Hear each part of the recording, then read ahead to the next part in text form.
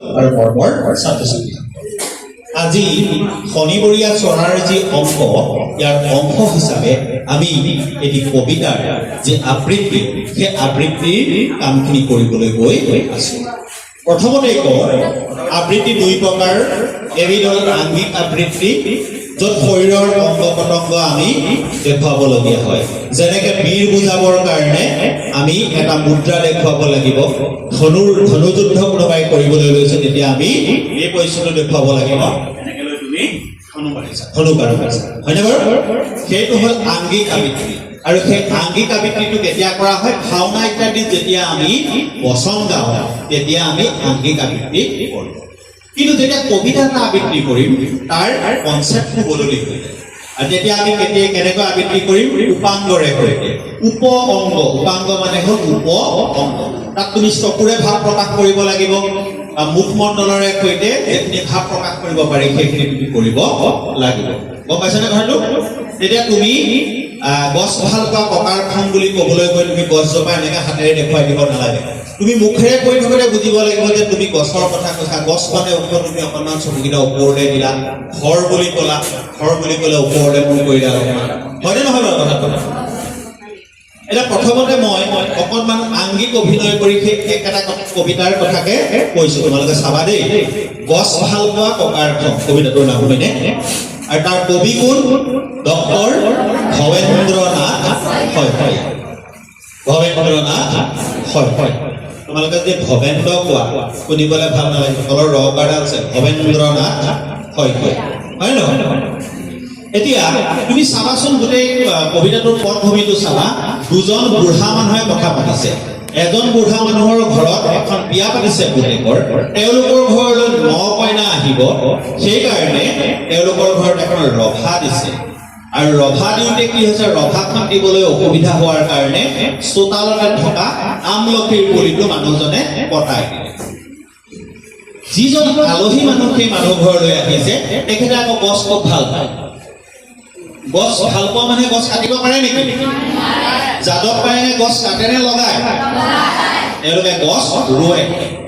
গম পাইছেনে? গতিকে মানুহজনৰ মনে মনে খং উঠি আহিল। তেওঁ লগৰ বৃদ্ধ লোকজনৰ সৈতে কথা পাতিছে। কি কৈছে? ধৰি লওক মই আংগিককে অভিনয় কৰি দেখুৱাইছো তোমাক। দুজন বৃদ্ধ মানুহে লগ পালে কেনেকে কথা পাতিব? কেনেকে পাতিব? এই ভাল পালো ৰঘুনাথ, তুমি মোক পুতেৰাৰ বিয়ালে মাতিলা, হয়নে বাৰু? পিছে ৰভাখন দিবলৈ এই আমলখি পুলিটো তুমি কিয় কাটিলা? কিয় কাটিলা? আলহী অতিথি যাব, ৰভাখন নাইকিয়া হ'ব, বোৱাৰীয়ে ঘৰখন দিবহি। পিছে কোৱাচোন ৰঘুনাথ, আমলখি পুলিটো তুমি সহজতে পাবানে ঘূৰে? হয়নে বাৰু কথাটো? দৰাটিক মাতাচোন, এজোলোকা আশীৰ্বাদ দিওঁ আৰু যাওঁ। তেতিয়া খং উঠি গৈছে। দৰাটোক মাতা পতাব, মই আশীৰ্বাদ দিবলৈহে আহিছো, তোমাৰ ঘৰত একো খাবলৈ অহা নাই, হয়নে কথাটো? দৰাটিক মাতাচোন, এজোলোকা আশীৰ্বাদ দিওঁ আৰু মই যাওঁ। তাৰপিছত কি আছিলে? গছজোপা কটাৰ বাবে তোমাৰ ঘৰত মই লুচিও নাখাওঁ, ভাজিও নাখাওঁ, ৰসগোল্লাও। সেইকেইটা আমি হাতেৰে দেখুৱাই দিলো কথাবোৰ, হয়নে? কিন্তু যেতিয়া কবিতা আবৃত্তি কৰিবা তাত উপাংগ আবৃত্তিহে হ'ব। তোমাৰ চকুৱে মুখে মনৰ ভাৱ প্ৰকাশ পাব লাগিব যে তুমি কি ক'বলৈ বিচাৰিছা। কাণেৰে নুশুনা মানুহ এজনেও বুজি পাব লাগিব যে এই মানুহজনৰ খং উঠিছে, হয় নহয়? মই যদি এনেকৈ কবিতাটো চকুকেইটা সৰুকে যদি এনেকৈ গোটেই কথাখিনি কৈ থাকো, মোৰ খং উঠিছে নে কি উঠিছে তোমালোকে গম পাবা নেকি? এই মুহূৰ্তত যে মই এনেকে আছো, মোৰ খং উঠিছে নেকি? নাই ভাই। মই যদি তোমালোকৰ এনেকে চাওঁ, মোৰ কি উঠিছে? তেতিয়া মোৰ চকু চাই গম পাই গলা মোৰ খং উঠিছে। আই এম গেটিং এংগ্ৰি, হয় নহয়? এতিয়া মই উপাংগ আবৃত্তি কৰি দিছো, চাবা দেই। ভাল পালো ৰঘুনাথ, তুমি মোক পুতেৰাৰ বিয়ালৈ মাতিলা। পিছে ৰভাখন দিবলৈকে আমলখি পুলিটো কিয়নো কাটিলা?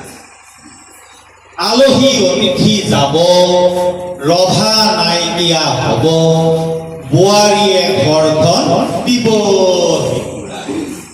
পিছে কোৱাচোন ৰঘুৱা আমলখি গছজোপা সহজতে পাবানে ঘূৰাই দৰাটিক মাতাচোন এজোলোকা দেখিবা দিওঁ আৰু যাওঁ গছজোপা কটা বাবে লুচি ভাজি ৰসগোল্লা একো নাখাওঁ বুজি পালানে মই কি ক'লো মই কোৱা কথাকেইটা হৈছে নাই বাৰু মোতকেও ভালকে কোনোবা আবৃত্তি শিকাই দিয়া মানুহ আছে ওখতকেও ওখ গছ আছে ভালতকেও ভাল মানুহ আছে জনাতকেও জনা মানুহ আছে মই যিখিনি জানো মোৰ সামান্য জ্ঞানেৰে সৈতে তোমালোকক বুজাই দিম আৰু বাকীখিনি তোমালোকে আৰু জনা মানুহৰ ওচৰত শিকি ল'বা